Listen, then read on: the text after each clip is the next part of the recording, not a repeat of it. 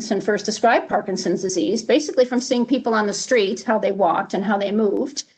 And then it was just in 1899, so a few years later, that it was discovered that the area that's affected in the brain, the substantia nigra. And then it was shortly thereafter, 1912, actually, when the first description of the Lewy body, which is the actual cellular change that you can see under the microscope that underlies Parkinson's disease. And then it was not until 1960 that we understood that Parkinson's disease symptoms are produced by a deficiency of the chemical dopamine. And then it was all the way in 1998 that we understood that the problem that starts Parkinson's disease brain cell death is actually a rogue protein called alpha-synuclein. And all along the way, these particular breakthroughs in research have led to new treatments of Parkinson's disease. But it's worth also noting that carbidopa-levodopa took a long time to develop, but we've had it for a long time too. We've had that drug since the experimental studies in the late 60s, and we've had it for a long time, and it still remains the most powerful drug for treatment. So these are the things I want to cover. So a little bit about the basics of Parkinson's so you can understand how we decide what kinds of things to research, a little bit about the basics of treatment, and then a little bit back on the preclinical research. So identifying targets, how do you pick things that might be helpful? And then a little diatribe mainly on the importance of clinical research. So Parkinson's disease is a really complex disorder. So it's the central focus of Parkinson's disease, or the central manifestations of Parkinson's disease are in the motor system or the movement system. And so we define these as the cardinal signs of Parkinson's disease. So the most important is bradykinesia, which really means slow movement, delayed initiation of movement, small movement, and slow movement. And it affects every aspect of movement, from fine motor control all the way up to walking and balance. And the second one is a tremor, a rhythmic alternating movement of a limb. The third one is rigidity, which is something the physician feels by moving your limbs around. It's not usually something the patient's aware of. And finally, and a little bit more in advanced Parkinson's disease, difficulty maintaining balance, what we call postural instability. But in addition to these motor signs of Parkinson's disease, there are the non-motor signs of Parkinson's disease. And many of these start before the motor signs even are detectable. So we call those prodromal symptoms. And the main categories are, autonomic symptoms, which really is, I think of that as the automatic nervous system, the control of heart rate and blood pressure and bowel function and bladder function, for example, and sweating and temperature regulation. Then there are psychiatric symptoms, which include anxiety and depression, and then a bunch of psychiatric symptoms that can happen as complications of our treatment. Cognitive symptoms, which really involve problems with attention, short-term memory, really higher cognitive functions like planning and learning from your mistakes and predicting what's going to happen. Also pain, which is a very complex complex symptom in Parkinson's disease, mainly because Parkinson's disease is a disease of aging, and there are lots of reasons people have pain that also can combine with Parkinson's as far as what's causing the pain. And then really important changes in sleep as well. And finally, because Parkinson's disease is a disease of aging, there are all the comorbidities, which is the other disease states that people have that can influence how Parkinson's disease progresses in response to treatment. And so diabetes, for example, other degenerative diseases. At the time of autopsy in people who have autopsies after Parkinson's, there also are often changes suggesting things like Alzheimer's disease and other conditions that are common in aging. Osteoporosis, so loss of calcium bone density, is very common in this population as well, and there's good evidence that osteoporosis is more common in people with Parkinson's disease. Gastrointestinal diseases, also cardiovascular diseases such as heart disease and stroke, and high blood pressure. So all of these things kind of together make the treatment of Parkinson's disease patients quite complicated.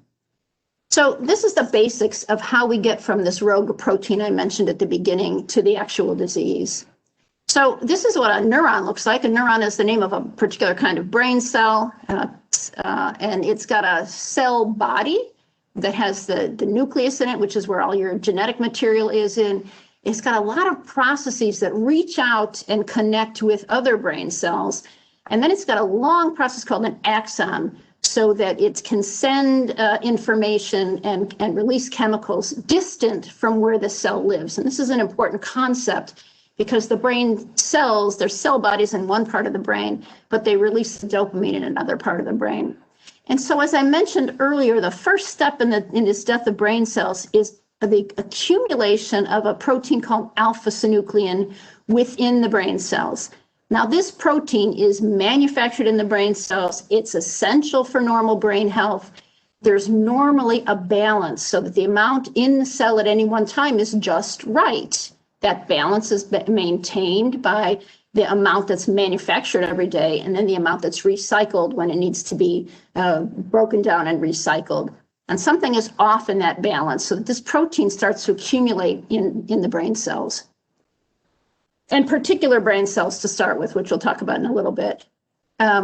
We know that brain cells are extremely sophisticated. They have an extremely high energy level. It's easy for them to go wrong if their balance is interrupted. And what happens when this protein accumulates is you start to get a bunch of other stuff happening. So oxidative stress, which is damage to tissues related to hungry oxygen molecules that happen to be around these brain cells.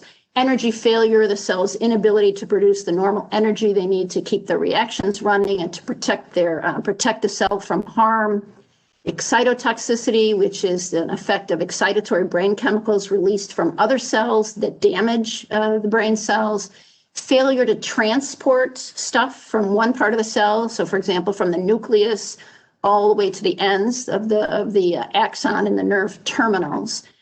There may be interference with what other genes are active, so what other proteins are being made and whatever activities are happening in the cell. And then there might be an interference of this protein that's accumulating with other normal proteins in the cell. So it's a very complex situation. And I'll tell you that, I did my first study to try to influence the progression of Parkinson's disease in 1985. And since 1985, we've been trying to make the cells healthier by trying to intervene in all these things that happen as a result of this protein accumulation in the brain cells. But these things have all failed, which really tells you that it's the protein that's the bad actor here. And no matter how healthy we try to make the cells, we need to come back and try to get rid of that protein. So we're going to focus on that a little bit later. So this is where the brain cells, so this is where the cell bodies are in the area of the brain that's affected most early and most prominently in Parkinson's disease that causes the movement problems. And so they live here in the substantia nigra. So this is a view of the brain, eyeballs in the front here.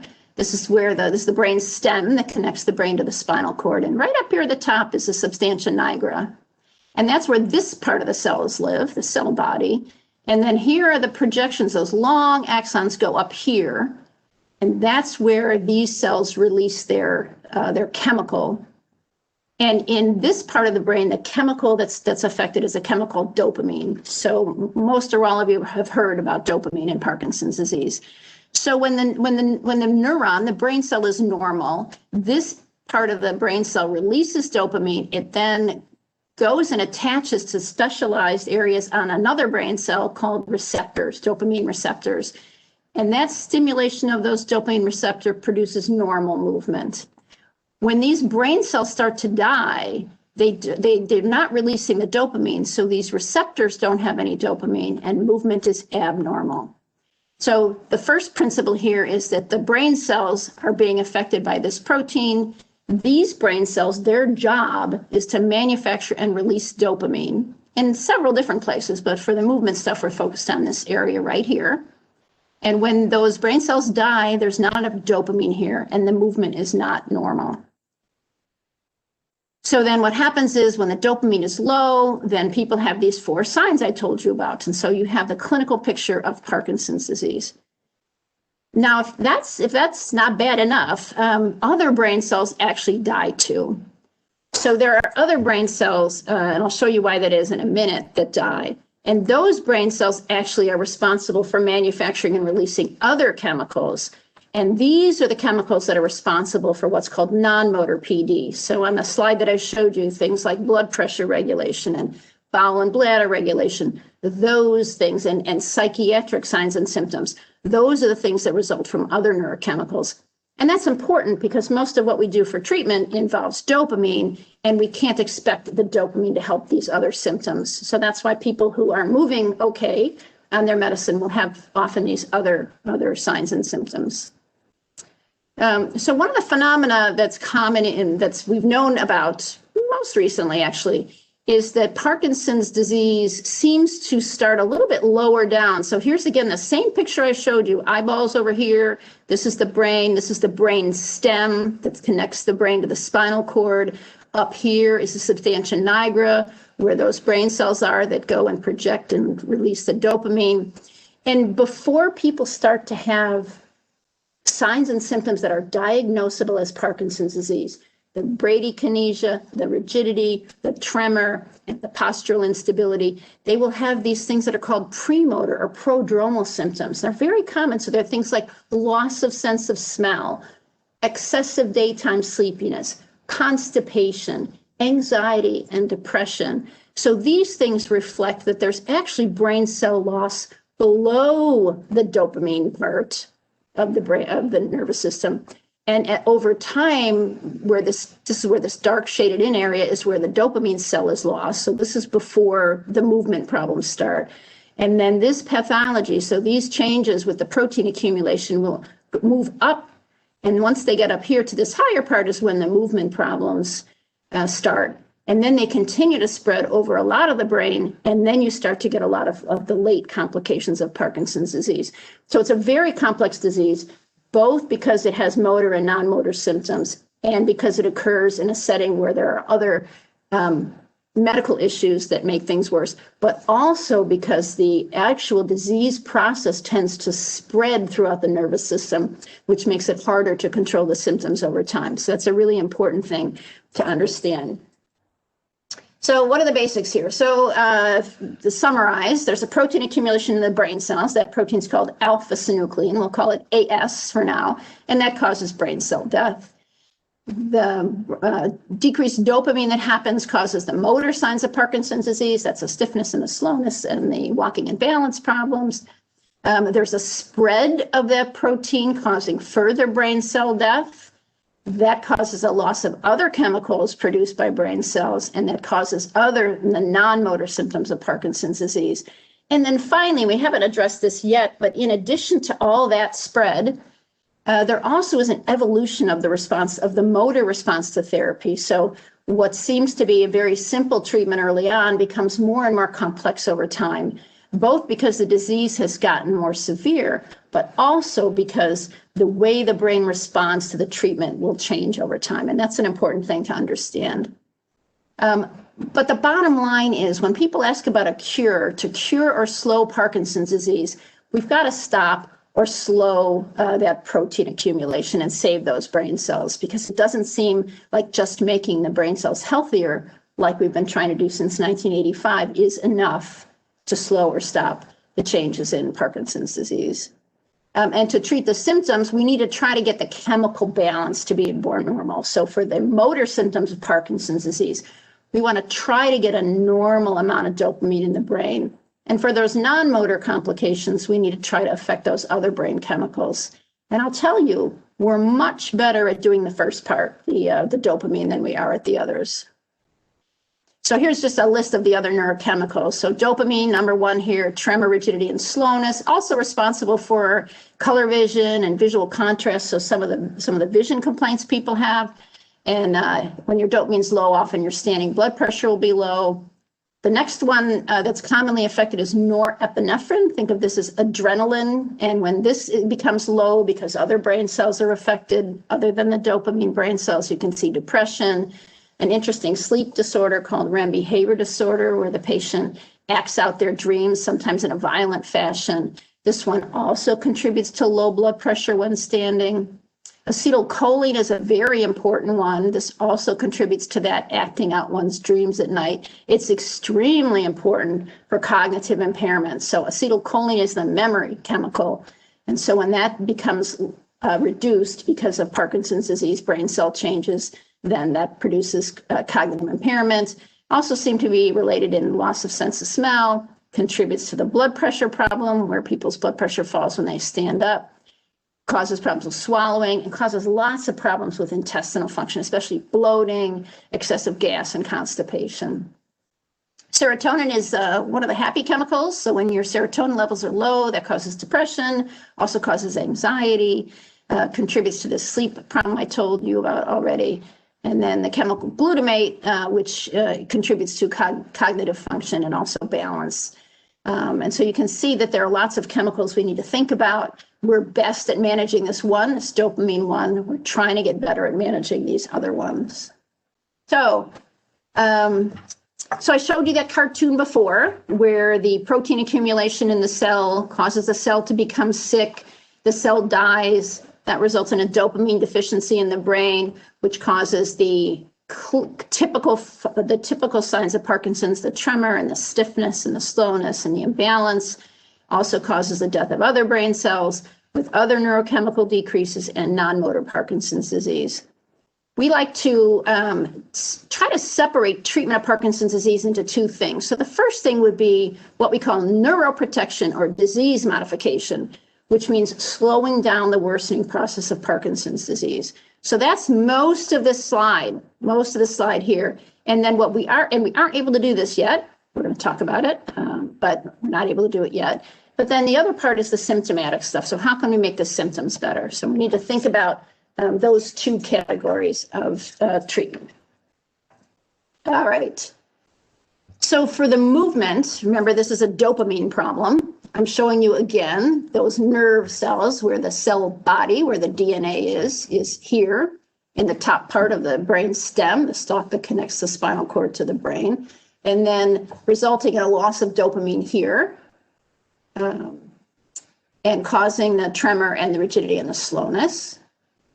And the best way to improve this actually is to increase the actual live dopamine in the brain. And we do this by using levodopa, which is the drug that we discovered way back in the late 60s and still remains the most effective, the most cost effective, the most and the best tolerated medicine for Parkinson's disease. And for this reason, there are all a bunch of different forms of levodopa. There's regular carbidopa levodopa. There's carbidopa extended release and controlled release. There's an orally dissolving one that dissolves on your tongue. There just are many, many varieties. And now there are varieties of levodopa that can be pumped into the intestines. And eventually we hope that can be actually administered through the skin. So that's the big one. And then the other main way, and there are other medicines that can be added to levodopa to increase the amount of dopamine. And then the other main way is by creating drugs that stimulate those same dopamine-sensitive areas on the brain cells called receptors. And these are the dopamine agonists. Agonist means to mimic the effects of, as opposed to antagonists, which would be to counter the effects of. And there are 4 of these. There's pramipexole and ropinirole, rotigotine, which is available in a patch form, and then there's apomorphine, which is available as an injection or now a new film that you can put on your tongue. These drugs are not quite as effective as carbidopa levodopa because they aren't real live dopamine and the brain can tell the difference. They also tend to have more side effects than carbidopa levodopa. But it's important to understand that these drugs have lengthened their survival of people with Parkinson's disease significantly and also have really significantly contributed to tremendous improvements in the quality of life. But everyone on this video link up, this virtual talk, knows that they're not perfect.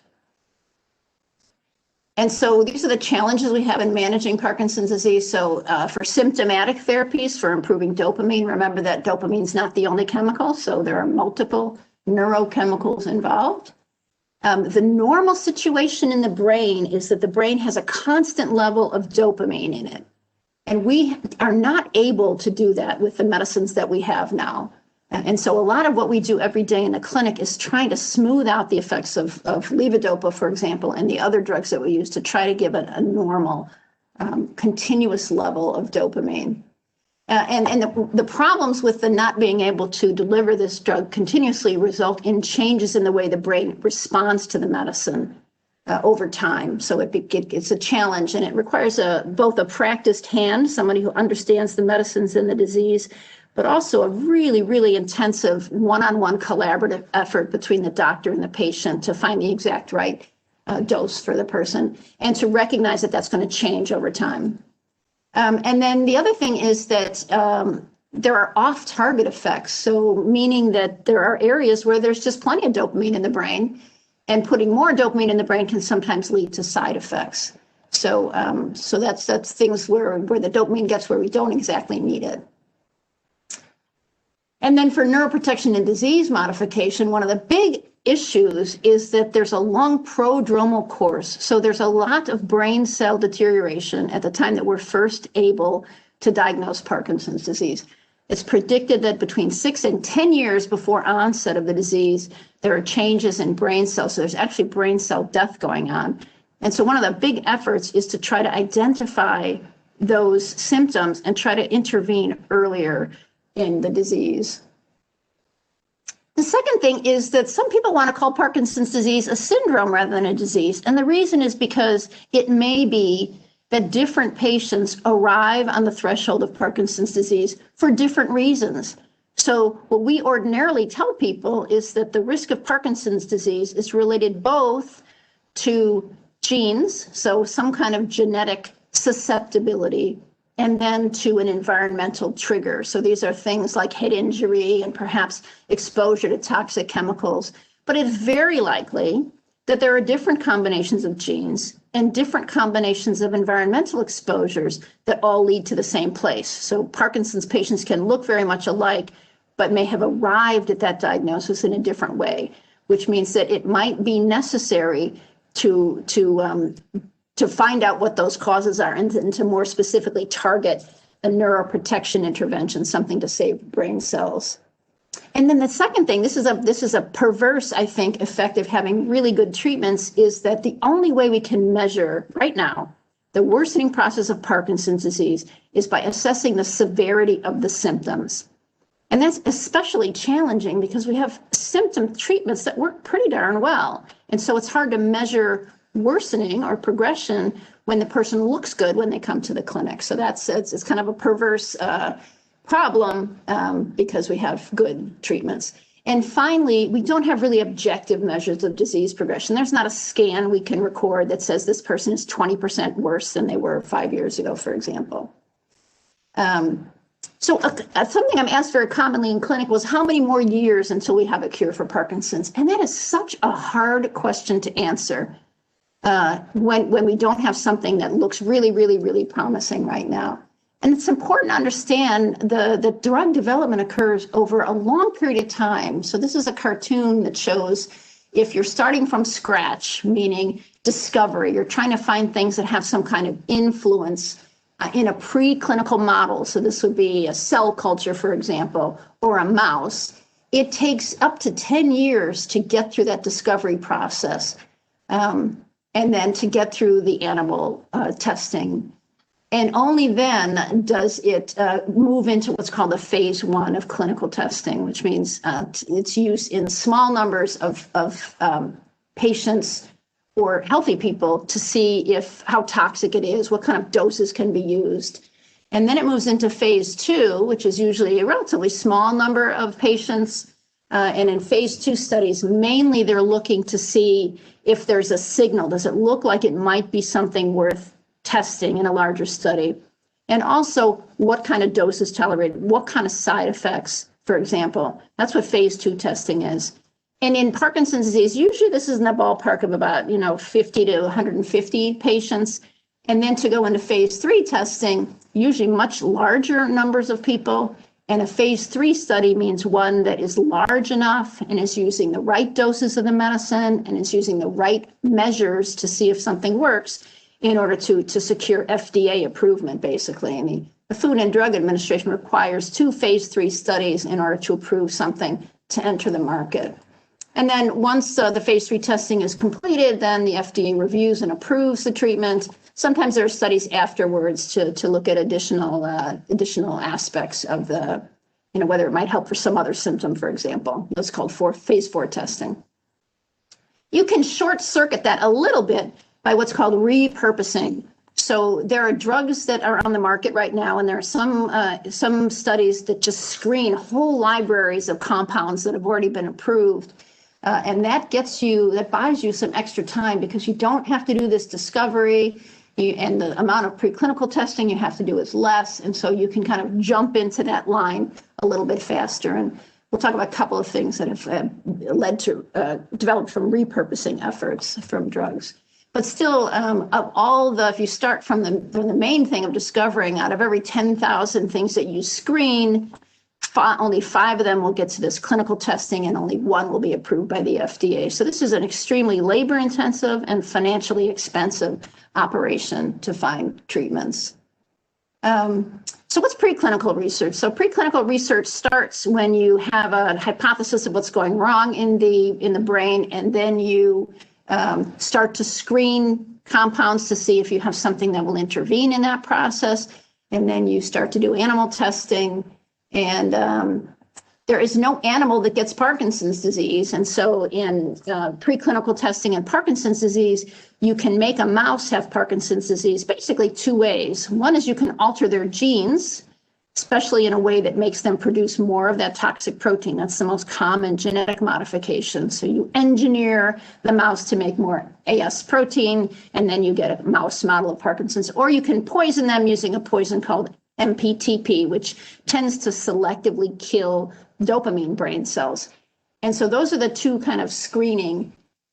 So first you look at the animal, and then you see what the targets are. So this is these are very complicated slides, but it's just to show you that this preclinical testing yields targets. So here's in this first box, this is AS, that protein aggregation. So one of the targets is, can you prevent the aggregation of the protein? Another target would be, this is actually degradation of the protein. So if there's too much protein, can you then find a way to help the cells get rid of the protein? That would be another target. The third one is you can, and there are many more than this, I'm just showing the 4 on this slide, is to focus on something called the mitochondrion, which is the main energy producing machinery within the brain cells. And then another one that's very interesting is that we know that there's a lot of inflammation that occurs in the brain. And so anti-inflammation is another potential target. So you find out what's happening in the preclinical models, you then identify targets, and then you look for drugs that can favorably influence those targets. That's kind of how research goes in the preclinical realm. Once something makes it through all those screens and is ready for clinical testing, there are these 4 phases, which I told you about before. So phase 1 is safety. Often in Parkinson's, it's usually in people with Parkinson's, but in many diseases, it can be healthy people like college students who are earning extra money by being study subjects. Phase 2 looks mainly for safety and the best dose, and sometimes for a signal that it might be working. Phase 3, these are really important ones. This is how you'd prove effectiveness. Phase 4, these aftermarket studies, if you're trying to find out something else about the drug. So those are the phases. None of those things happen without research participation. So clinical research studies are how new knowledge is generated, and they help to find new treatments. Being a research participant is not for everyone, but without participants, there cannot be new treatments in the future. So we need both preclinical animal research and we need human research in order to get new drugs on the market.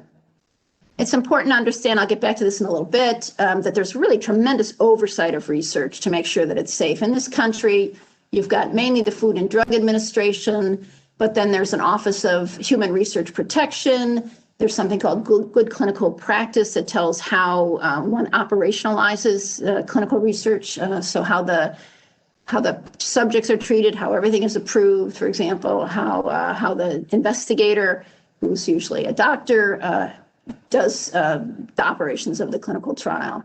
And then there, at every place that does research, there's what's called the IRB, which is the Investigational Review Board or Institutional Review Board, which approves every single research project, first when it starts, and then every year thereafter until it finishes. I'm going to talk a little bit more about them later. There's the principal investigator, so that's the person who's responsible for the conduct of the study at the particular research site. I'm going to talk about one of Dr. Bouillandin's upcoming studies, so she'd be the principal investigator for that one. I'll talk briefly about one of my currently enrolling studies. I'm the principal investigator for that one. There's a sponsor, which in this country is almost always a drug company, but sometimes it's the National Institutes of Health, which is our governmental research arm, which is housed at Bethesda, Maryland. And then there's what's called the Data Safety Monitoring Board, which is a group of uninvolved people who often review the results of the study for safety and effectiveness. And then sometimes there's an independent funder, someone who provides the funds. A good example for this is the Michael J. Fox Foundation provides a lot of funding for research in this country. So what's the job of the Food and Drug Administration? Well, their job is to determine if the drug is safe and effective. And they require for this substantial evidence of effectiveness that's demonstrated through controlled clinical trials. And by this, I mean there is an investigative treatment, and then there is either a placebo group, which those people have an intervention that looks, tastes, smells just like the experimental intervention, but does not contain any active ingredient. And the FDA requires that those studies be randomized, meaning people are assigned to the drug and the placebo, like the flip of a coin, completely randomly. It's double blind, meaning that the investigator, so me, the investigator, doesn't know who gets assigned to which. And also the patient doesn't know if they're assigned to the active intervention or something that looks, smells, and tastes just like it. And usually placebo controlled. The only exception is if there's something that's already really effective on the market, then sometimes that will be used as the comparison. But mostly these are placebo controlled studies. The FDA is required to determine if the benefits outweigh the risks. So everything has side effects. Are the good effects better than the side effects? Next, they review the package insert. So what goes in the box that your medicines come in, is it appropriate? Is it complete? And then they also, I don't have it on there, but they're also involved in the selection of the name of the agent. It can't have anything that sounds like it's miraculous or curative in it, so it can't have a name like that. And then finally, they have to determine that the manufacturing process is safe and the quality of manufacturing is adequate. And they do this both initially, and then there are periodic reviews of the manufacturing plants for drug companies. Now, you might think, just based on watching television where every commercial seems to be an ad for something, for psoriasis now, it seems like an erectile dysfunction. But the number of drugs approved every year is actually relatively small. So in 2019, 48 drugs, 2018, 59, 2016, very bad year, only 22 drugs. And this is across all of the diseases that are the subject of studies. So this is from 2017, and it shows you the complexity of the number of drugs that are being studied. So up here, what are called the disease-modifying therapies. So these are things that try to slow down brain cell death. And this shows you in 2017 how many were in phase 1, the outer ring. And there are things here like stem cells, for example.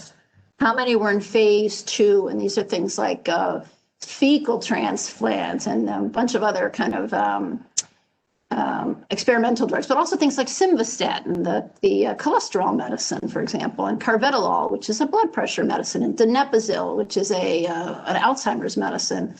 And then the things that were in phase 3. And you can see that just only a few things were in phase 3 studies for disease modification, for slowing the worsening process of the disease, as opposed to the number down here, which are trying to vie for approval as symptom treatments. And so there's a bunch of these phase 1 ones, again, in the outer ring, phase 2 ones in the next ring, and then phase 3. And in 2017, so Duopa, which is the intestinal gel, that's a levodopa, carbidopa levodopa intestinal gel, apomorphine, which I've told you is now available in injectables and also in a little sublingual little film that you can put on your tongue. So several of these have already made it to approval since this slide was made. And the colors are just what it does. So does it affect the protein? Does it increase dopamine? Is it for non-dopamine symptoms, the non-motor symptoms? Does it improve energy, for example? So that's all the kind of the category. There's a very rich pipeline for Parkinson's disease symptom treatments, still pretty rich for the disease modification, but this is a tougher nut to crack, disease modification, and so fewer on that realm. So if you think about the things that are already on the approved list, there's a bunch of different carbidopa-levodopas. There's plain old carbidopa-levodopa. There's controlled release carbidopa-levodopa. There's an orally dissolving tablet, which is called Parcopa. There's an extended release capsule. There's combination of carbidopa-levodopa with a medicine that allows the carbidopa-levodopa to last longer. There's an intestinal gel. There are a bunch of dopamine agonists. There's ropinirole. There's a long-acting form of ropinirole. There's pramipexole, a long-acting form of pramipexole. The rotigotine, which is a patch. The apomorphine injectable, and the apomorphine film. And then there are things you can add to carbidopa-levodopa to make it work better. And these are things, there's one category, which are drugs that block an enzyme that degrades dopamine. Those are selegiline, rasagiline, and safinamide. And then there are drugs that block another enzyme that degrades levodopa, which is entacapone, tolcapone, and opicapone. That's a new one. And then there's a brand new one that's called istradefylline, which has a completely different mechanism. It helps to modulate the cell's response to dopamine.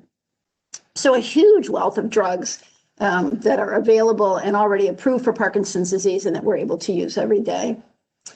So I did mention that one of the challenges for symptom treatment is an evolution in the way people respond to levodopa over time. And that's really summarized on this slide.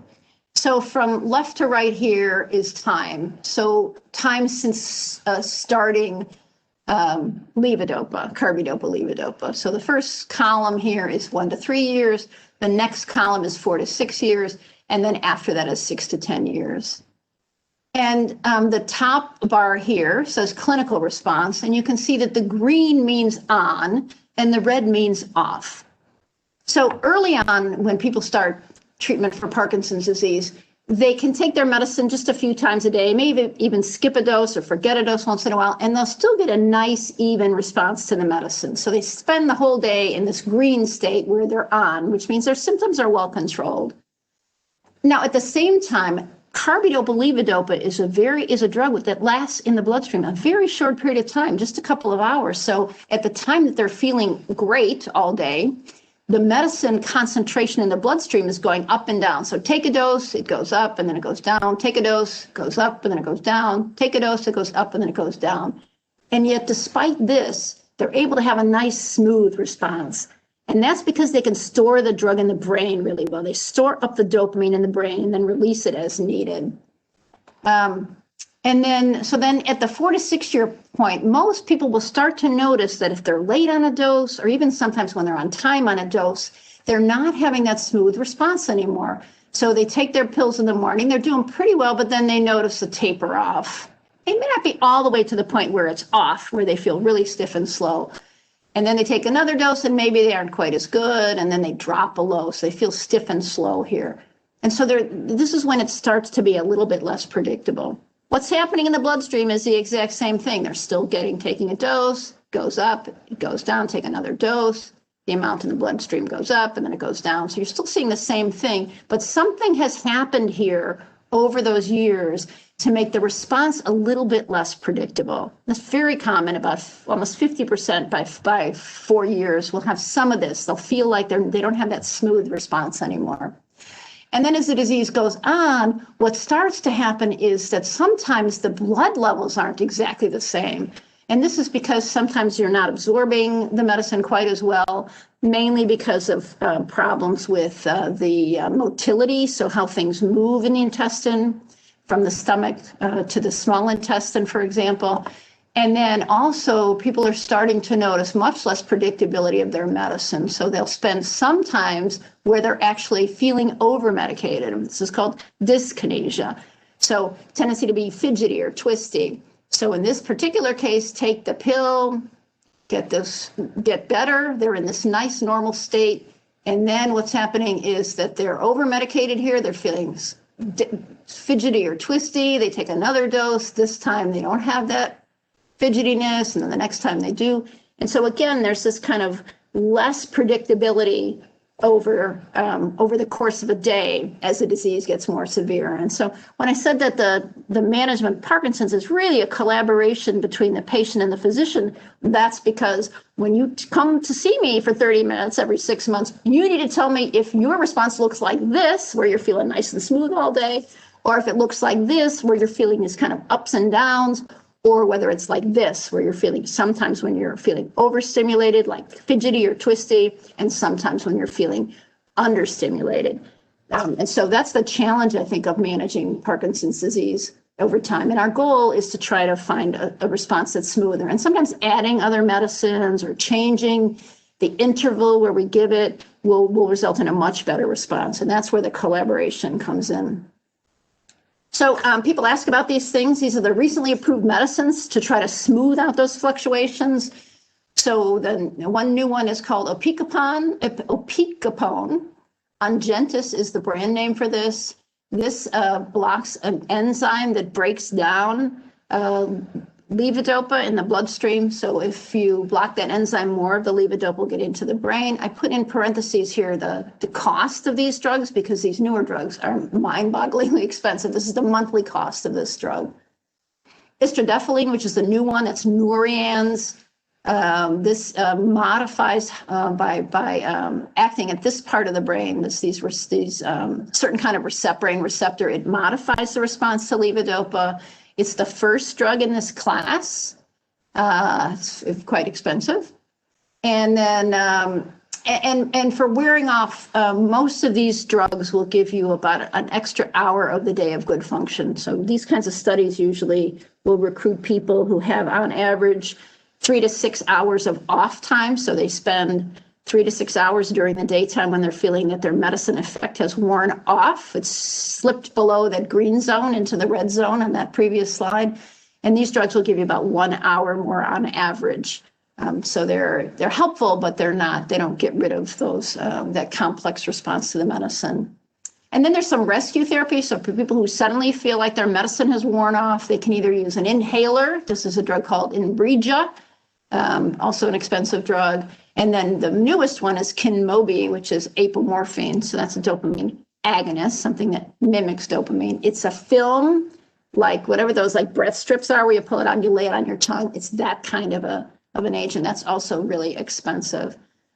These drugs will turn people from that off state where they're stiff and slow to that on state when they're much more mobile, but only for a short time. So it rescues you from that low spot, but you still need to come in with your regular medication. These can't be used as the only treatment, mostly because they're really expensive, but also because the side effects can be difficult for those two modes. So I want to talk a little bit about current research in Parkinson's disease. And the best resource, I think, for people to understand what's happening is Clinicaltrials.gov. So you can go to that site. That's a taxpayer-supported site, and you can type in Parkinson's disease, and it will open up every single approved drug across the world, approved study across the world. This happened because all of the journal editors, the medical journal editors, were concerned that a lot of people would do studies where they didn't say ahead of time what they were using to determine their study worked. So they would collect a bunch of data and then go through the data and see what got better, and then submit an article saying this drug works. And what happens is that's not reliable. So all the journal editors got together and said, we are not going to publish unless the people who are doing these studies say ahead of time how the study is designed, what the data analysis is going to be, and what they're going to look at to measure effectiveness. And so the side benefit of that is you can see what kind of research is going on all over the world. So yesterday I had a little search on Clinicaltrials.gov for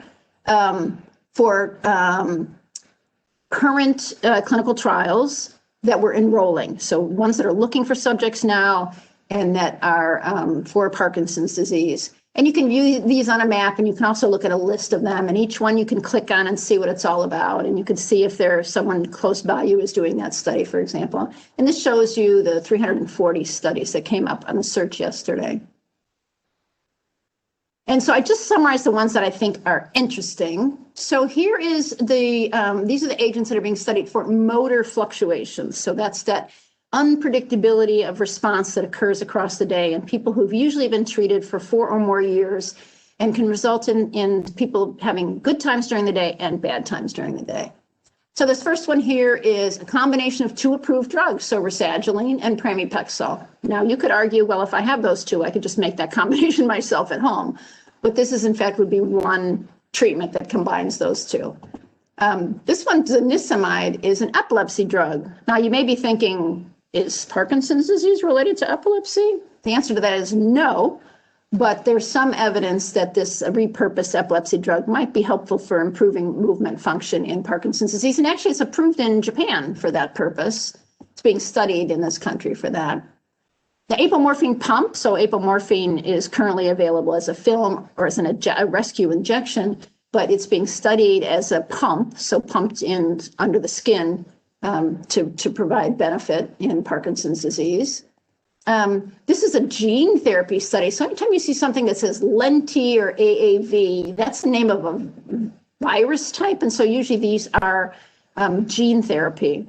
And by that, I mean you take a virus and you strip the virus of all of its bad stuff, and then you put in genetic information into them, and then you inject them into the brain so that the brain cells will incorporate those new genes and make the treatment. So it's a way for to put in instructions for making the actual treatment.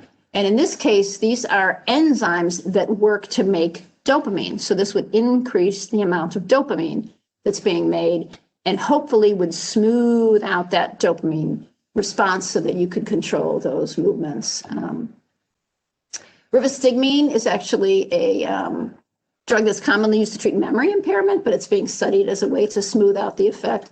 And then mesenchymal stem cells. So these are usually fat cells that are then engineered to become dopamine-producing cells and then injected into the brain tissue. This is very early work.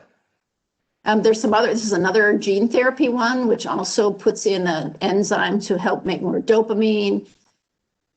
These are other dopamine agonists, things that stimulate the dopamine-sensitive area of the brain. These are really interesting. These are 2 different products that will be a levodopa pump. So one of the problems with levodopa, people always say, well, why can't I have a levodopa patch? Everything else is in a patch. And the reason is because levodopa doesn't dissolve very well, so it's very difficult to administer by a pump or through a patch. But these are modifications of levodopa that are allowing it to be delivered through a pump system where the pump, sort of like an insulin pump where the needle's injected under the skin. So sub-Q is short for subcutaneous, which means under the skin. There's some other experimental drugs that target other signaling in the brain that's not related to dopamine. There's some herbal extracts. There's some interest in repopulating the intestines with bacteria that reduce inflammation as a way to control and also to control some of the bacteria in the intestines will actually break down the levodopa so that it's not available. So there's some work on trying to put the right bacteria in there. And then here's another combination of 2 available drugs, migraine headache medicine, and this is an anti-anxiety medicine to look at improvement in movement function in Parkinson's disease. Here's some things for non-motor Parkinson's disease. So these would be those things that I told you about, like regulation of blood pressure and heart rate.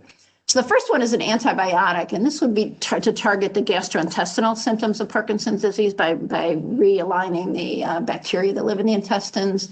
There's several studies of using electrical stimulation through the scalp and the skull. There's intranasal insulin that's being studied in early studies.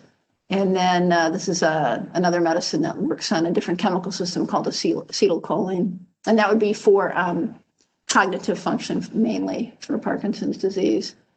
How about for neuroprotection, what's being studied? So exenatide, patients ask me about this all the time, is a repurposed diabetes drug that's being studied in England. There's a modification of exenatide that's being studied as well. This is another AAV, so this says that it's a gene therapy, and this one inserts the gene that makes what's called a trophic factor, which is a factor that's normally produced in the brain to help brain cells stay healthier. So it's trying to put more of this trophic factor, this growth hormone, exactly, into the brain. This is an anti-inflammatory treatment. Here are some interesting things here. So this is AS, the rogue protein. And so remember that I said in order to slow or stop disease progression or to cure Parkinson's disease, you've got to find a way to prevent that protein from accumulating in the brain cells, since that's the first step in this degenerative process. So these are three different things. These are antibodies. So this is an antibody that would attach to that protein and then have the immune system come and remove it from the brain cells. And there's a couple investigational studies doing that. And then there's something called c-Abl1 tyrosine kinase inhibitors. And what these do is they rev up the cell's own recycling process specifically for this rogue protein, specifically for the AS or alpha-synuclein protein. And this one is highlighted in red because we are currently just starting to enroll people in a study of this drug, which seems to increase degradation of the protein. This study, when we're trying to do these studies of neuroprotection, remember I told you one of the challenges is the symptom treatments make it hard for us to know our investigational treatment is working. And so this study is enrolling people who are within 3 years of diagnosis who aren't taking any levodopa yet. They can be on selegiline, but not levodopa yet. And then interestingly enough, lithium, which is a repurposed psychiatric drug used to treat manic episodes or bipolar affective disorder, has a similar effect. So this is a drug that's already on the market that has a similar effect for increasing the degradation of this rogue protein. The problem with lithium is that lithium is a very difficult drug to use. The difference between tolerable and toxic doses is very, very small. And so it's very easy to poison people with lithium, and it can be challenging to study. So this is now, we're just going to move on and talk about what clinical research is all about. So the first thing is when someone, and this can be, so let's say I had a brilliant idea of a drug that's already on the market. I could go to the FDA and ask for permission to do a study, but most of the studies that are done are done either through, mainly through pharmaceutical companies who have discovered and worked to develop something that looks like it might be useful. Those companies will go to the Food and Drug Administration, and they will have a clinical trial protocol that's reviewed and approved by the Food and Drug Administration. So the FDA gets involved very, very early, even before that clinical trial is designed, and they work with the pharmaceutical companies to develop these protocols, which they think will be well-designed, very rigorous scientific protocols. And the protocol has to have what the purpose of the study is. Why are we doing it? The background and rationale. Why do we think this will work? What the research methods are. So the study design, which as I mentioned earlier, the highest quality studies are randomized, where people are assigned like the flip of a coin, placebo-controlled, where there's an active intervention and then another intervention that is just like it, except it doesn't contain any active ingredients. And then double-blind, where the person who's enrolled in the study doesn't know, and the investigator who enrolls them doesn't know which treatment they're on. Study. And then it also includes the study population. So, and that means that you have to get the most bang for your buck. So the population needs to be as homogeneous as possible. So for example, the study will be maybe to look at some intervention to see if it slows disease progression. So those studies almost always involve people who are newly diagnosed, who aren't taking a medicine that has a robust symptom effect on it. So that's a very well homogeneous patient population. And the reason for that is not to discriminate against people who don't fit into that, but rather so you have the greatest chance of showing something works if it actually works. If you start out with a group, there's a lot of variation in there, then it's very difficult to determine if at the end of your study, that variation is due to people having been on your experimental treatment, or if it's just part of them being variable compared to the other people. So that's what that is. So that will include inclusion criteria, what the diagnosis is, how severe it is, how long it's been going on, what the age of the patient is. And then also exclusion criteria, which would be things that might make it harmful for that person to participate in the study. And then the next thing is what the intervention is. What are you studying? What's the dose? How often is it going to be given? How, for example, and then the assessments. What are you measuring to show that your treatment works? And in Parkinson's disease, frequently it's things like rating scales. You know, when you come to your visit with the doctor, they'll have you tap your fingers and walk, and they'll try to pull you over. Those are rating scales, actually, that tell us how severe your disease is. Sometimes it's cognitive tests. Sometimes it'll be an imaging study, like an MRI kind of study or a PET scan, and sometimes it's blood work. So those are the assessments. And then most importantly, how you're going to analyze all that data to come up with an answer. Once the FDA approves a protocol, then the pharmaceutical company will come and solicit sites that want to participate in the study. And there's a review process at each individual site, and that's by the Institutional Review Board. So this is a group that's designated to review and monitor research involving human subjects. And each one of these institutional review boards has written assurance with the federal government that they will comply with all the rules for protecting human subjects. And then that protocol has to be approved by the Institutional Review Board before any research can start. And if there's any change in the research, they have to approve it. And then every year they have to approve the ongoing. So they look at how many people are enrolled and how many bad side effects there were, and then they approve it for the next year. And there are actually fairly strict requirements for who can be on that. So it has to be diverse. It can't all be Parkinson's doctors, for example, reviewing the Parkinson's research.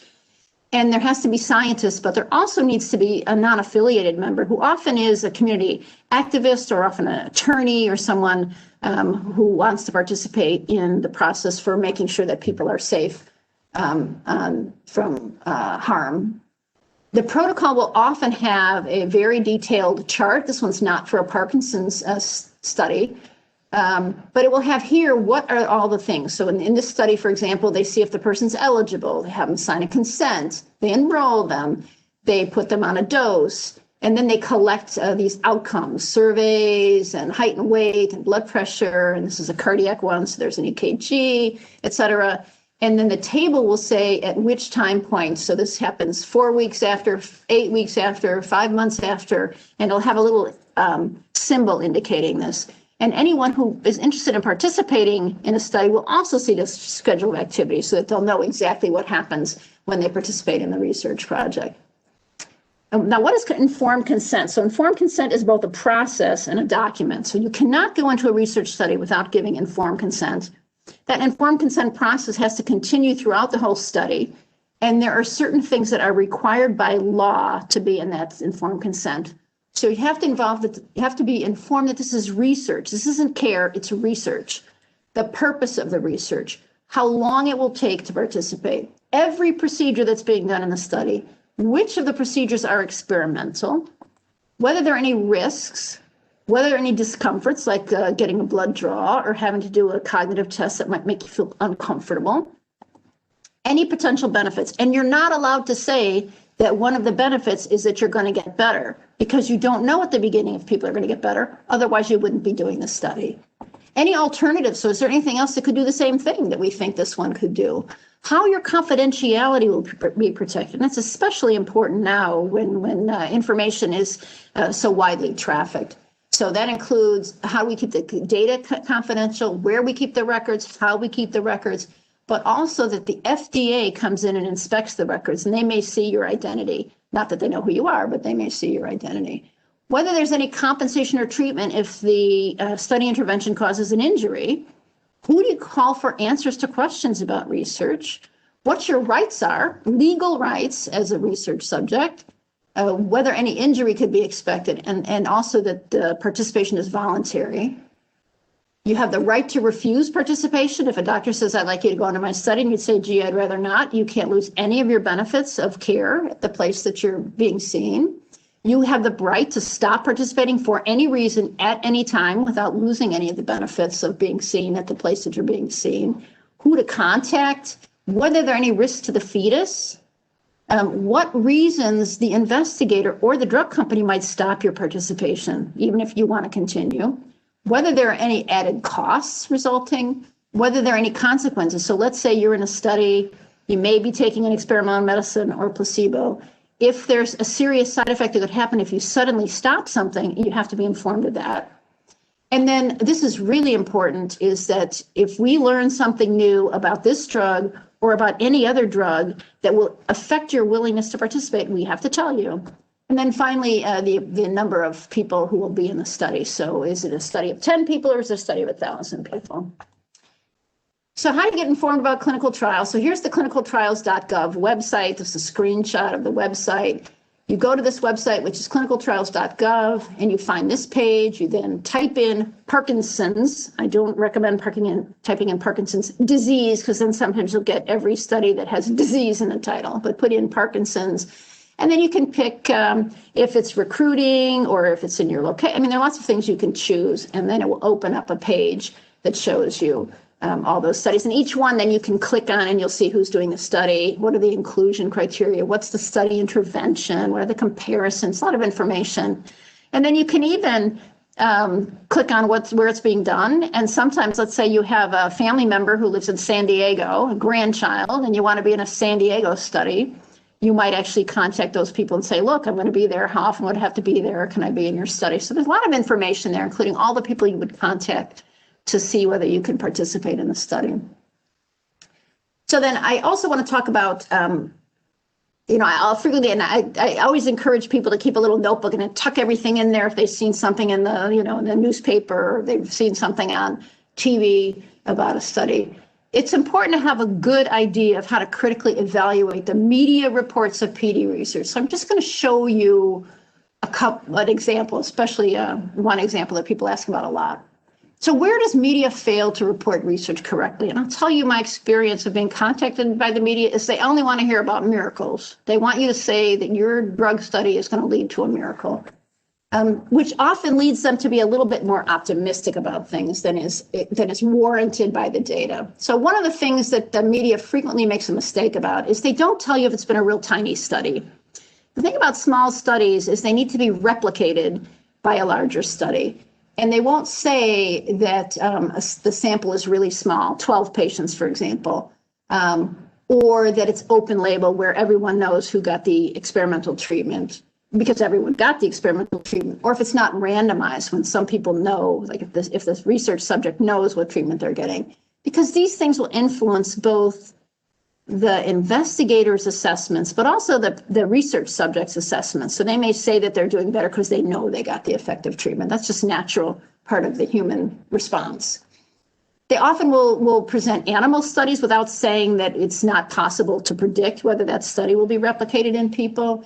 They often forget to discuss risks and downsides, and then they have a lot of hype. So this is what I'm going to show you next. This is from a media report. It said for a drug called exenatide. This is what the senior investigator said to the media. This is the strongest evidence we have so far that a drug could do more than provide symptom relief for Parkinson's disease. Very strong statement. So let's look at this study a little bit more closely. So this is exenatide. It's an injectable once-a-week medicine that improves insulin resistance in people who are diabetic. And in preclinical models, it's actually quite promising that it could potentially be something that modifies the disease in Parkinson's disease. So this is a double-blind, placebo-controlled. So investigators and subjects did not know about the treatment assignment. Some people got exenatide. Half the people got exenatide. Half the people got an injection that seemed like exenatide but didn't contain any active medicine. It's a small study. 62 people is generally not large enough to prove something is slowing down disease progression. And that's important. This is a small study. It was a long study. And the primary outcome was a rating scale change. So this is the Movement Disorder Society Unified Parkinson's Disease Rating Scale Part 3, which is an 132-point scale that measures the severity of lots of different signs, tremor in all the body parts, different kinds of tremor, stiffness, slowness, walking, balance. And they're all scored on a 0, meaning normal, all the way to severe, and then added up to get the sum. So this is the data. So the blue is the people who are on the exenatide, and the red is the people on placebo. And with this rating scale, if the number goes down, that's an improvement. If the number goes up, that's a worsening. So you can see that the two groups, actually the exenatide patients, subjects, were more severe, so they had a higher score, the blue line, than the placebo ones at baseline. And then they had this really significant dip, and then they stayed fairly constant across the weeks up to week 60. Now, between week 48 and 60, they were taken off the medicine. And so what you can see here is it looks like a fairly convincing difference. So the blue group, the exenatide group, gets better and stays better, and then they get worse when they get off the medicine. The red group just gets worse, and then they kind of stabilize, and then they also get a little bit worse when they get off the medicine. And this is just the change. So this is the baseline versus so it's similar, shows that there was more increase in score or worsening in the placebo group and an improvement in score in the exenatide group. But the interesting thing here is this looks very impressive, but partly it's how the data are presented. So the scale goes all the way to 0. If you include the bottom part of the scale all the way to 0, the separation of the curves doesn't look quite so impressive anymore. And if you include the full range of the scale, this is a 132-point scale, the numbers look even less impressive. So, and what you're seeing here is kind of the percent improvement based on the kind of the whole scale. What percent of the range of the whole scale gets better? So partly showing the data in different ways can be more or less convincing. So that's kind of a lesson there.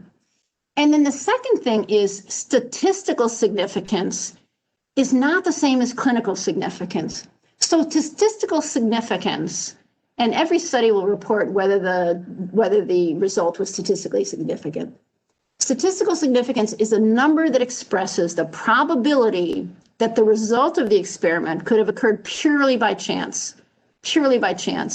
And so that's done with statistical analysis. And so, for example, a commonly accepted statistical significance level is what's called a p-value, 0.05. And that means there's a 5% chance that the differences between the two groups could have occurred simply on the basis of chance. And so that study showed a statistically significant difference between those two treatments. Clinical significance is the practical importance of the treatment effect. In other words, whether it has a real noticeable effect on daily life. And it's been determined that the minimal clinically important difference on the scale that was used is about 3 points of improvement or about 4 points of decline. So that's a really important concept. So now I just want to talk about the message. So here is the Huffington Post, a social media post, announcing the really remarkable results of this clinical trial. And the title of this article is "Clinical Trial May Stop the Progression of Parkinson's in Its Tracks." Really exciting, I think. So this is the summary from the media. So the trial on 62 patients published in The Lancet hints the medicine halted the progression of Parkinson's disease. That's the media's interpretation. Now let's look at what the authors said. So this is from the actual publication.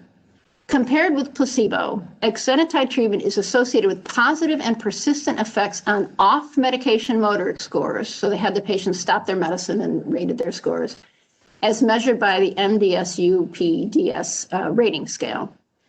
Now I've highlighted this part because it's the important part. Whether this drug acts as a novel symptomatic agent, that is, it just improves the symptoms, influences compensatory responses or behaviors, or has neuroprotective effects on underlying pathology is unclear. Very different than this. Hence, the medicine halted of the disease. So do you take this quote from the article and turn it into this media post? And then finally, this is a direct quote from the senior author, Tom Foltini, to say, it's important to say that this advantage, the positive and persistent effects of off-medication motor scores, had a very trivial effect on their day-to-day symptoms. So the patients didn't tend to notice any effects on the quality of life or non-motor symptoms. So this really gets at the question of the impact, the clinical significance of the findings versus the statistical. So up here's the statistics, down here is to say we're not sure why that happened, and then down here is to say that the clinical significance is not clear. I'm happy to say that there's currently a large study ongoing that will, we hope, answer some of those. But I think I use this as an example just to say that what you read in the media may not reflect what's actually in those articles. And that's why it's important that you tuck those things in your little notebook and bring them to talk to your treating neurologist when you do. And then finally, I want to talk about, how to recognize research scams. So, every day people get stuff in their email or on their Facebook for things that are just going to cure everything. And it can be very difficult to be a discerning consumer of that information because often they're very glitzy. So this is a screen capture of a stem cell, one of these chains of stem cell clinics, and it looks very glitzy. It's a very well-produced website. These people look like they're well credentialed to be able to do this. And it says, please contact us to see if you're a suitable candidate. Given their unique regenerative abilities, stem cells offer new potentials for treating numerous diseases. Many medical researchers believe that stem cell treatments have the potential to change the face of human disease. And for this, I recommend, this is the baloney detection. This is actually a Carl Sagan. Old as I am, you remember what Carl Sagan was. The first thing to consider is that many of these sites will cure every disease, from toenail fungus all the way up to Alzheimer's disease. So it's hard to believe that one intervention could treat every disease, for example. The second thing that's a real clue that it's a scam, a false claim, is that it's all driven by testimonials. So you can click on a video of a person said they were really cured by this. Testimonials are not data. Testimonials are not science. The next thing is the quick fix, works right away, very easy to use. It's maybe all natural. It's a miracle cure. Finally, there's often some indication that your doctor's not telling you about this, even though it's a cure. Your doctor's not telling you about this because they're afraid they'll lose you as a patient. And that's where they get all their money. Trust me, any one of us had the cure for Parkinson's disease, we would be all over the place with it. We wouldn't be hiding it. And then finally, if you have to pay for the treatment, the thing about experimental treatments is if you are in a research study, you do not pay for for the drug or for any of the evaluations. That's all paid for by a sponsor of the study.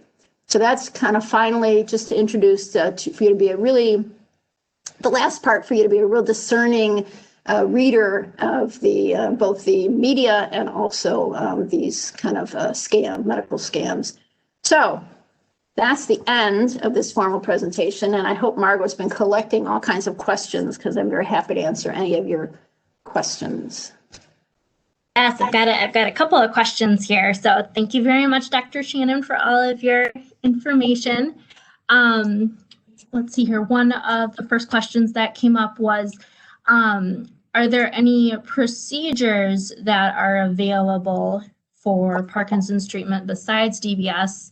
And are there any that are in the pipeline? So the one thing that's available for some of the symptoms of Parkinson's disease would be this magnetic resonance guided focused ultrasound. Many of you have heard about this. So the principle of DBS is actually based on an earlier principle that you can burn a hole in a part of the brain to relieve some of the symptoms of Parkinson's. This goes back way back to the 40s when someone was doing an aneurysm surgery and made a mistake and nicked an artery and caused a stroke. And the person on the table had Parkinson's disease. And after they woke up from their stroke, the tremor was gone. And so this led to a lot of surgical procedures where they would just burn a hole in the structure in the deep brain in order to help some of the symptoms, mainly tremor.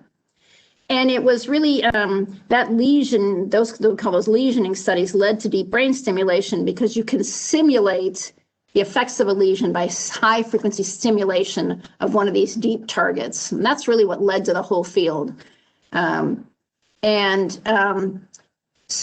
not everyone's a candidate for deep brain stimulation surgery. And so this MR guided focused ultrasound is an alternative. So this is a way to burn a hole in the brain without doing surgery. And you do this by focusing a bunch of low energy ultrasound beams at a target where all those low energy ultrasound beams converge. You've got high energy spot that burns a hole in a structure.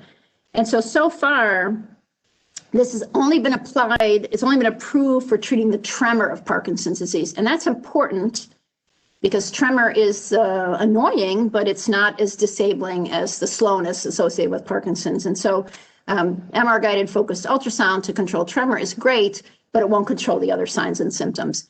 It is approved for Parkinson's disease. I will tell you that there are other studies going on to try to apply this to a different target, specifically the subthalamic nucleus, which is the most common target for deep brain stimulation surgery, but that's not approved yet. I don't know of any other procedures that improve the symptoms of PD. Okay. Another one that was fairly common that we got is what trials are going on at UW, or how can someone find what trials are going on at UW? So that's a great question. And one of the goals of my coming here 4 years ago was to get the clinical trials operation up and running here at UW in Parkinson's disease. There have been lots of obstacles to that in the past. We're trying to put those aside. And so right now, so we've only done 3 studies. We've one study, which was, well, actually 2. So one was a study of a novel agent for cognitive impairment in Parkinson's disease. That study is closed now, so it's completed. There was another study for a drug called Todazonant, which is one of those novel things that helps with motor fluctuations. And we were getting ready to participate in that. We had one person starting into the study when it was discovered. This is very sobering, so get ready, that a small number of people had died in the study, and that its experimental treatment was causing a problem with the white blood cell counts. So several people actually died in that study. Is the reason that there's a whole risk to benefits ratio. So that study was stopped before we enrolled anybody. We are currently enrolling people with early untreated Parkinson's disease, so people who've been within 3 years of diagnosis, who aren't taking levodopa. They can be taking selegiline only. And that's using one of these treatments that increases the degradation of the AS protein. So we're excited about that. That is a 2-year study of an experimental treatment called KO706. If you are someone who has been diagnosed within 3 years, otherwise healthy, Parkinson's disease, not on levodopa, you could contact your treating physician here about getting into that study, and then we'll have a study coordinator call you about that. We can take up to, well, as many people as are interested in that. We have 2 in the process right now of getting enrolled, and we need to have about 8 to 10 in that study. So that's a big commitment, 2 years. And there are some of the people get randomized to have some extra work done, like a spinal tap and skin biopsies, et cetera. But if you are interested and you reach out and we call you, we would send you the consent form and you see whether you're interested. And then Dr. Bouillon-Dent is working on this levodopa subcutaneous pump from one of those 2 that I showed you on the slide, and that one is delayed in its starting, actually. So again, if you feel like you're having motor fluctuations where your response to the medicine comes and goes throughout the day, you could reach out to your treating provider here and ask about the interest in that study. And we put on a list of people who are interested. All right, and then a few people asked where they can find a study for like a very specific part of Parkinson's. So one person said, where are the research studies that will evaluate how to protect dopamine from destruction? And so I don't know if you have any insight for them, if they should type in certain keywords when they're searching for studies, or anything special they have to add there. Yeah, it's a little bit. So we used to use the word neuroprotection. We now use the word disease modifying a lot. But you'll find if you go, you could spend hours at the Clinicaltrials.gov website. Another place to go is pdtrials.org, which is a little bit of an easier one. Also, the Michael J. Fox Foundation has a very nice website for seeing what kinds of things you might be eligible for and where they're available. It can be a bit of a challenge because reading the study is, first of all, can be very boring, reading those clinicaltrials.org listings, and it can also not be as informative as you like. So I would recommend someplace like Michael J. Fox Foundation for sifting through things and seeing what looks promising, or the pdtrials.org. Okay. And then I just have one more question from everybody tonight. And a lot of people have asked this. It's very, very timely. I'm not sure how much you can comment on it, Dr. Shannon, but in regards to the COVID vaccine and Parkinson's, is there anything that anyone needs to be aware of when they go forward with getting that vaccine? Yeah, so great question. It's really exciting. This is vaccine arrival day in Wisconsin. It arrived at our hospital today for our own staff. Healthcare workers mainly. So the one question is, a lot of people asked is, am I at greater risk of COVID-19 or greater risk of a bad outcome from COVID-19? There was one publication in Italy, which, when it was in the midst of its horrible problems, that suggested that Parkinson's disease patients did worse than people without Parkinson's disease. But all of the patients in that report were Parkinson's disease patients living in nursing homes. And we know that nursing home patients do worse than people. So I think that that's not something to pay attention to. In my own practice, I've only had 3 patients who developed COVID. One was two were hospitalized. One never got pneumonia, one did. I just saw him in a virtual visit last week, and he's doing really good. So we don't really have a reason to think that people with PD are at a higher risk of getting COVID or of having a severe outcome, but a lot of those data haven't really been collected quite yet.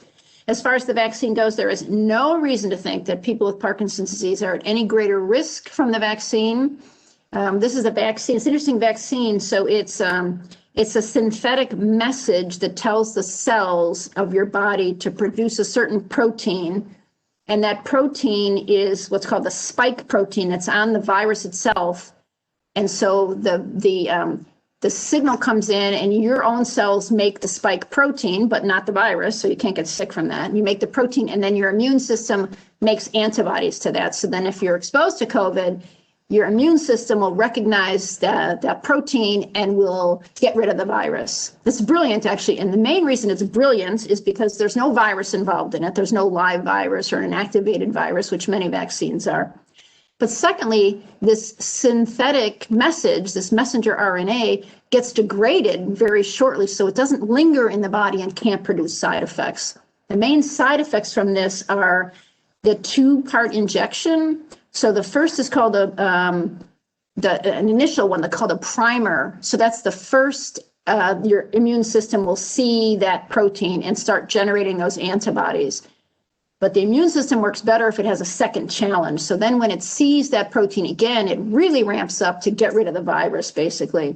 So the side effects from getting the COVID vaccine have to do with a second shot because you've got all these antibodies, your immune system is all revved up, and so it can cause feeling malaise or sick or just, fever, chills, that kind of stuff. That's not the vaccine, that's the actual immune system reaction to it. So getting those side effects means the vaccine worked.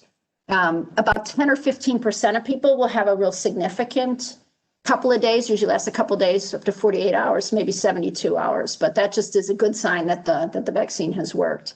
And we're very excited about this vaccine. It seems to be 90 to 95% effective, which is almost unheard of. Only the measles vaccine, which is 99% effective, is more effective than this vaccine. So we think it's really, really important. It's going to take a while to get people vaccinated, so keep wearing your masks and keep keeping safe. Don't go to any bars or indoor restaurants. Very good advice. Yes. So. Well, those are all of the questions that I collected.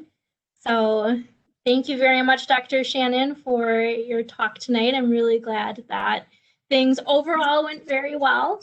I know, I apologize for being such a doofus at the beginning, but. Oh, no, not your fault at all. I haven't had that problem with any meeting, but something funky happened. All right, but I really very much appreciate everyone paying attention. It's a lot of jabber coming out of my mouth, but I really appreciate the opportunity to present this information and the opportunity to keep fighting the good fight to try to find better treatments for Parkinson's disease. So good night. Thank you. Thanks, Dr. Shannon. And I just wanted to mention that our next moving forward meeting is on, let's see here, it's going to be the second Monday in December, or not in December, in January. So it's going to be January 11th. So look out for an email coming in early January. It typically comes on the Friday before the meeting. So thank you, everybody, for listening in, and have a great rest of your night.